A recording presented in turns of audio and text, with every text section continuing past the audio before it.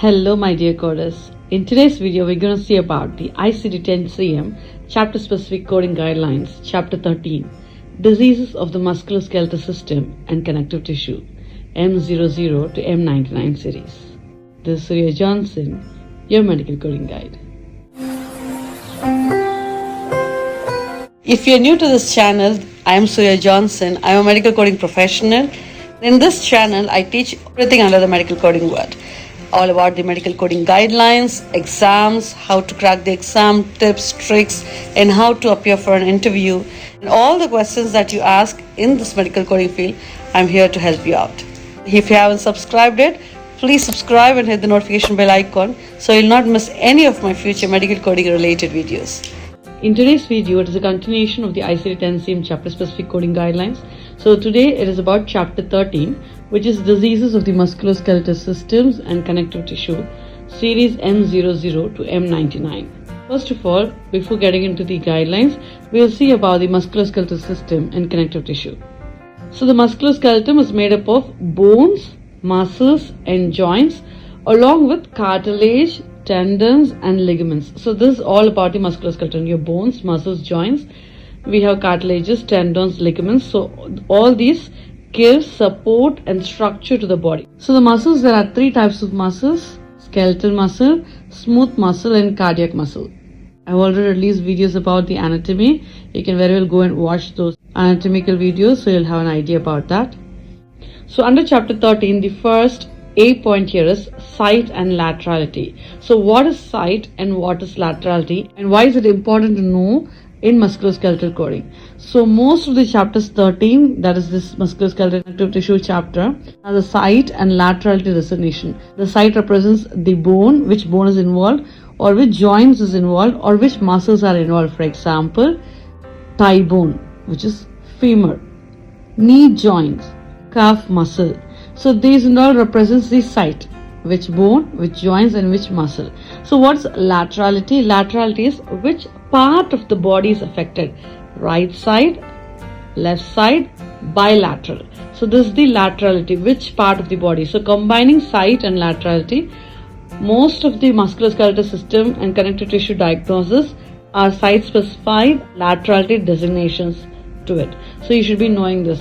Example, right shoulder pain, left ankle injury, right femoral fracture. So you understood, right? So they have the site and laterality designations. So you should be very careful in choosing the right site and the correct laterality from the documentation and choose the correct diagnosis.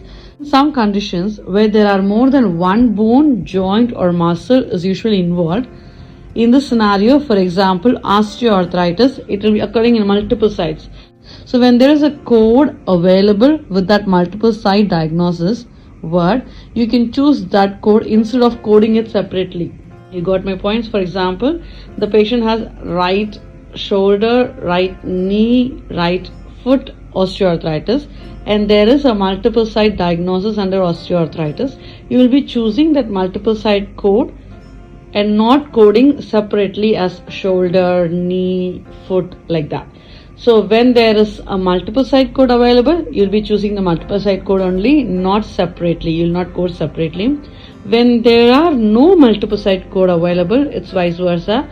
For categories where there are no multiple site codes available, in this scenario, you'll be coding individual sites. That is what they are trying to tell here. So under site and laterality, the first point, bone versus joint. So for certain cases, what they mean here is for certain cases, the bone may be affected at the upper or lower end. If it's a bone is affected at the upper or lower end, it's near to the joint, right? Example, they have given us avascular necrosis of bone, osteoporosis. So even the portion of the bone affected may be at the joint because it's upper end or lower end of the bone. It is near to the joint, right? We'll be choosing the correct bone, not the joint diagnosis. So the B point under 13th chapter is acute traumatic versus chronic or recurrent musculoskeletal conditions. So what is acute traumatic? What is chronic? What is recurrent? So what is acute means? Acute, that has happened suddenly. It's a sudden onset and it is severe. So anything that has happened suddenly is called acute traumatic, means injury related. Chronic means it has been there for a long period of time. Recurrent means something has happened. For example, an injury or fracture has happened. It has been completely healed. After some months, years, or whatsoever, it again comes back. So these three words has a guideline in musculoskeletal condition area. So many musculoskeletal conditions are a result of previous injury or trauma to a site or recurrent conditions. What they're telling in this point is any current acute injury will be available under chapter 19 series and not in chapter 13 series. So chapter 13 series are for recurrent and chronic conditions. So bone, joint or muscle conditions that are the result of a healed injury are usually found in chapter 13. So any current acute injury will be coded with the appropriate injury code from chapter 19. So acute current injury chapter 19, chronic, recurrent or any other conditions as a result of a healed injury will be in chapter 13. That's all about the B point. So the C point here is coding of pathologic fracture. So what is pathologic fracture? Patient's bone has an underlying condition which makes the bone or which leaves the bone very brittle and easily breakable. You understand, the patient has a condition, a disease in the bone. Most common example is osteoporosis. Patient has an osteoporosis condition. So this patient, the patient's entire bone is weak, the bone density is weak and it's very brittle and is very prone to fracture. It's not even by injury, sometimes by trauma. Injury also, the patient's bone breaks quickly because the patient has an osteoporosis condition.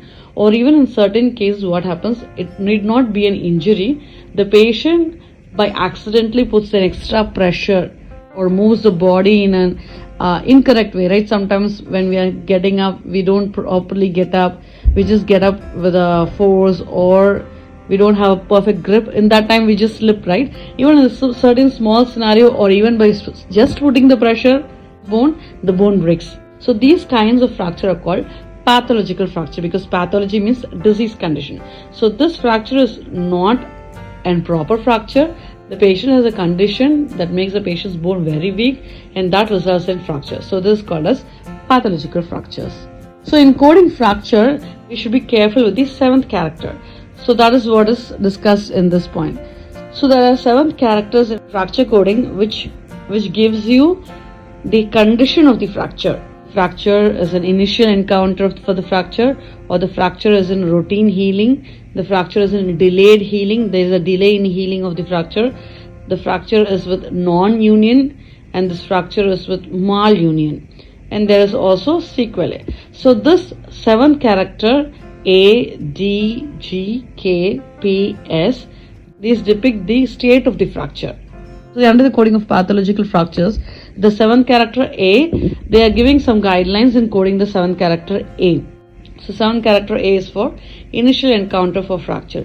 So what they are trying to tell under this A, 7th character is, if the patient is receiving an active treatment for the fracture, that means the patient is receiving a treatment plan, for example, a fixation of the fracture. The patient has a fracture, the fracture is being fixed and then the patient is sent out. That visit which is actually giving an active treatment, giving a proper treatment to manage the fracture, in that scenario only you will be coding A. It is not based on whether the patient is seen for the first time by one provider. I'll give an example so you have a good idea about that. A patient got injured and has a right humerus fracture and the patient is going to an ER. There a physician is seeing the patient, but the physician is not giving an active treatment. The physician is not fixing the fracture. Rather, the physician is referring the patient to an orthopedic doctor. Patient goes to another doctor for the fixation. So because the 7th character A describes as initial encounter of a fracture, we should not be coding D for the orthopedic physician. You got my point? Because you should not think there is already an initial encounter completed with the ED physician. This is a subsequent encounter. You should not be jumping to the next 7th digit characters. This is what they are trying to explain in this first point. Under coding pathological fracture, 7th character A. So which physician is giving an active treatment for the fracture? That will be coded with the 7th character A. So, seventh character D is for encounters after the patient has completed active treatment for the fracture and is receiving a routine care for the fracture during the healing or recovery phase. The other seven characters, what we explained already, is for problems associated with healing. G for delayed healing, K seventh character for non-union, P for malunion, and S for sequelae. So, care for complications of surgical treatment for fracture repairs during the healing or recovery phase should be coded with the appropriate complication codes. So, there's any surgical treatments be done for the fracture repair and there is a complication, you will be coding that during the healing or recovery phase should be coded with the appropriate complication code. You will be adding the complication code as well. So, the D point under chapter 13 is osteoporosis. So, what is osteoporosis? So, osteoporosis is a systemic condition, meaning that all the bones of the musculoskeletal system are affected. So, therefore, the site is not a component because osteoporosis is a systemic condition that affects the entire musculoskeletal system. Not a part is getting affected. When the patient has an osteoporosis, it means the complete musculoskeletal system is osteoporosis. So, if the patient is having osteoporosis, you have two diagnoses to select. One is M81, which is osteoporosis without current pathological fracture. Number 2 is M80, which is osteoporosis with current pathological fracture. So under this, there are 2 points explaining when you should consider without pathological fracture, when you should consider with current pathological fracture. So without pathological fracture, osteoporosis without pathological fracture, you should be designating this code M81 when the patient is not having any current pathological fracture at the time of encounter. At the time of patient visit to the physician, the patient is not having any pathological fracture, current fracture, then you will be coding it as without current pathological fracture.